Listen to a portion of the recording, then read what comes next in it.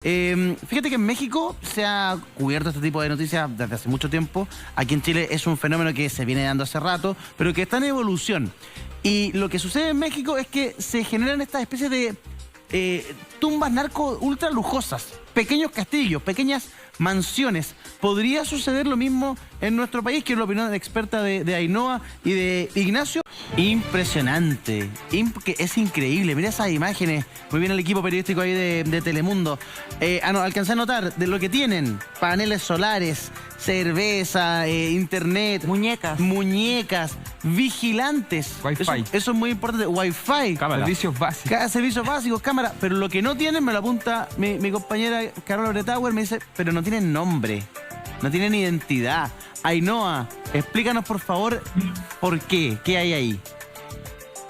Bueno, por supuesto, no pueden, esto se volvería tremendamente turístico, por eso también tienen que tener este resguardo policial constante, o tienen gente contratada constantemente también para que no llegue la prensa, que no llegue cualquier persona.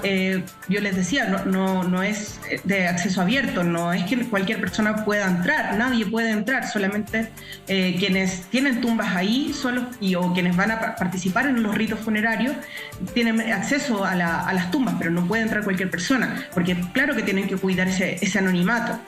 Y bueno, es muy interesante también, claro, es una estética muy kitsch también, pensándolo en palabras de Héctor Abad Faciolince, que fue el primero que empezó a documentar esto del gusto narco en las tumbas, bastante kitsch, ¿no? Y ponen fotos así como de las mujeres en las fiestas de 15, o de los hijos en los bautizos. Entonces, unas fotos bien interesantes también. Diputado. Sí. Hola. Yo tengo una pequeña duda. A mí me ha tocado lamentablemente hacer todo el trámite de enterrar a familiares. Y uno tiene que llevar un certificado de defunción con el nombre de la persona que uno va a enterrar. Entonces, ¿cómo no se sabe, digamos, el nombre de la persona que está enterrada en ese lugar? Eso es lo que no logro entender, porque es obligatorio hacerlo. Sí, pero es que estos panteones son panteones, claramente está el certificado de defunción, pero estos panteones son privados, no puede entrar cualquier persona. Entonces, en el momento que entra, ya no necesitas el certificado de defunción. Pero la duda mía, pero ¿se sabe quién está enterrado en ese lugar, digamos? Claro, pero es secreto a voces. O sea, como aquí dice el reportaje, sabemos de quiénes son las tumbas, pero es un secreto a voces. No está el nombre de la persona en las tumbas. Ya, pero sí existe un libro, digamos, un registro donde sale el nombre de la persona. El que murió. Perfecto. Sí, ya. Ainhoa, ¿esto se da únicamente en Sinaloa o también se da en otras partes de México? No, principalmente en Sinaloa. Sinaloa es el lugar donde tienes los jardines de Humaya, que es el panteón de los narcotraficantes, porque claramente también hay narcotráfico en otras partes. Hay narcotráfico en Ciudad Juárez, en Chihuahua, en Michoacán, pero no tienen este tipo de tumbas. Solamente este tipo de tumbas están en Sinaloa. Acá en Chile, Nacho, ¿hay un lugar específico? ¿Hay un cementerio en particular? ¿O están repartidos por todas partes? No, acá en Chile hasta el momento no ha llegado esa cultura o ese tipo de mausoleos tan ostentosos, con Wi-Fi. Yo mientras hacía también esta nota también me percataba, hay uno que tiene prácticamente un establo para sus animales. Para cuando se realizan las fiestas de los muertos, traen a sus bandas, traen a sus animales, donde pueden traer a sus caballos, una cosa increíble.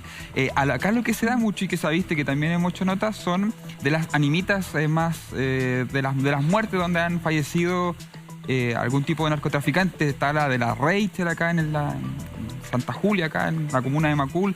Una muy polémica también que hubo en Los Espejos, donde intentaron sacarla y a los vecinos, la gente les dijo, no, aquí no, mejor no la saquemos. El castillo que está en una plaza, exactamente. Sí, me acuerdo. Mausoleos de narco acá al momento todavía no tenemos. Sí, eso tiene que ver, Ainhoa, con el volumen, el tamaño de las organizaciones, con que Chile es un país donde, claro, ha aumentado muchísimo el narcotráfico, pero no al nivel de México, o esto podría darse en el futuro cercano en nuestro país. Yo creo que en México tiene que ver con varias razones, o sea, tiene que ver con esta idea de lo trascendente, de la religiosidad que tienen, de darle alguna seguridad, aunque sea una seguridad en la muerte, a tus trabajadores, porque los capos también compran tumbas no solamente para ellos, obviamente son un poquito menos lujosas, pero también compran para los sicarios, para los traficantes, compran para sus subalternos, las tumbas también.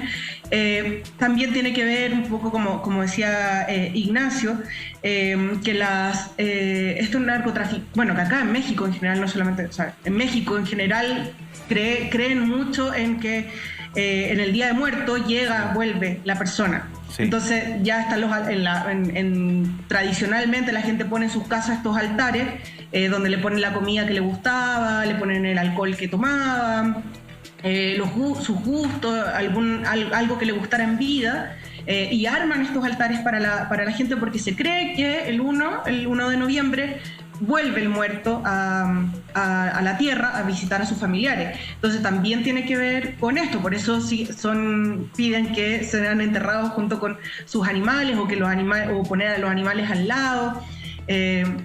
Bueno, entonces tiene que ver mucho también con la idiosincrasia mexicana, este tipo de tumbas. Sí.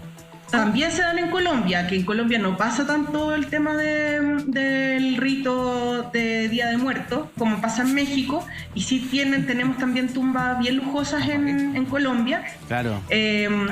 Pero sí creo que en Chile es muy probable que sí yo diría que es probable que pase, porque también se ha copiado el gusto popular de la narcocultura. O sea, claro. Como recién les decía de Héctor Abad Faciolice, que fue el primero que empezó a hablar de esto, y asegurando que en realidad los narcos lo que hacen es copiar, son muy kitsch porque copian el gusto de las clases emergentes también. Entonces también ahí hay un asunto de lujo, de mostrar, de ostentación. Entonces no sería extraño que, a pesar de que no se repitiera, en el sentido de que en Chile no creemos que el 1 de noviembre nos visitan los muertos, pero sí podemos copiar la performance. Mientras tú nos explicabas, Ainhoa, en pantalla revisábamos lo que fue muy polémico aquí en nuestro país, esta especie de mausoleo en una plaza en la comuna de Lo Espejo. Muchas gracias ahí, Nacho Cava. En Lo Espejo. Entonces, y esto es una plaza pública, habita y paciencia de la autoridad, de la comunidad. Y cuando nosotros hicimos el móvil, hicimos el tema, muchos vecinos lo defendían. O sea, ni la alcaldesa quiso meterse en este tema. O sea, nosotros quisimos conversar, no hubo. De hacerle seguimiento para saber si lo habían derrumbado o no, porque habían varios eso políticos que se habían comprometido. ¿Está hasta el día de hoy así esto? O sea, Yo entiendo que sí, que hay que tenemos que dar una vuelta para ir a revisar eso. O sea, tiene que tener bueno orden de demolición eso. Imagínate, o sea, alguien hace una ampliación en su casa sin autorización y la autoridad se da cuenta y eso, compadre. Pero tú sabes que la municipalidad lo que más hay son órdenes de demolición. Lo que más el MAD deben haber como 20.000. Bueno, aquí en Lo Espejo no está sucediendo aquello, al menos respecto de esta historia. ¿Cómo es, Ainhoa, la relación en México del mundo narco con los medios de comunicación? Ahí tenemos una diferencia que es muy, muy, muy grande. Nacho ha cubierto temas policiales, temas de narcotráfico. No estoy enterado de amenaza mayormente complicada, Ignacio. No. Pero en México asesinan periodistas. O sea, cuando un periodista cubre noticias de estas características y es incisivo en la materia, le puede costar la vida. ¿Cuántos periodistas han fallecido este año, Ainhoa? ¿Nos podrías contar un poco respecto de esa lista? Sí, no, bueno, es otra cultura acá, porque también nosotros acá en México tenemos crimen organizado, que no es lo mismo que pasa en Chile. O sea, en Chile todavía tenemos microtráfico. No es igual al crimen organizado acá, que tiene hartas aristas, que tenemos secuestros, tenemos trata de blancas, tráfico de órganos, otro tipo también que va muy ligado con el narcotráfico. En realidad el narcotráfico es una rama del crimen organizado acá. A ver, nosotros si hablamos de un narcoestado, o sea, el Estado realmente es quien está tremendamente infiltrado. Muchos de los casos, muchos periodistas lo que hacen es denunciar cómo los políticos, cómo los empresarios son quienes financian al narcotráfico, o que en realidad son la cabeza. Anabel Hernández, que es una periodista importantísima acá en México, ha trabajado y ha denunciado que los señores del narco no son los narcotraficantes, son los políticos y los empresarios. Y los narcotraficantes son, de alguna manera, era títeres Los soldados, los empresarios. los soldados biblos. Los soldados de los políticos y los empresarios. Entonces, claramente tenemos otro tipo de manifestación del crimen organizado. Tiene toda la razón. Sí, pero nos Ay, impacta, no. yo sé que estamos en pañales con respecto a México, Colombia, con los funerales, Sí, claro. con el crimen organizado, pero ya estamos viendo y hartas cosas que no veíamos. Sí.